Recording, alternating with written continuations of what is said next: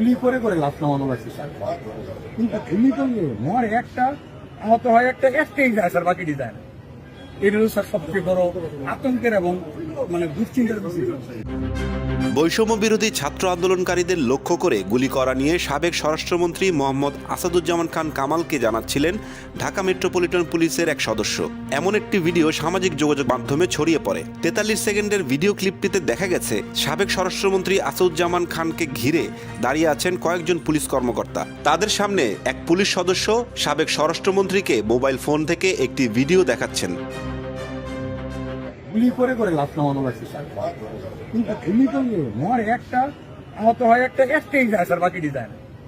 এটা হলো স্যার সবচেয়ে বড় আতঙ্কের এবং মানে দুশ্চিন্তার বিষয়। নামাইছে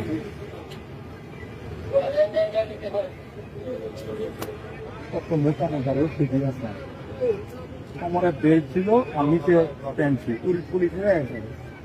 মোটর সাইকেল দেখে ব্যাগে কাপড় পাইছে, এটুকু দিয়ে একটু কারণে স্যার মারছে।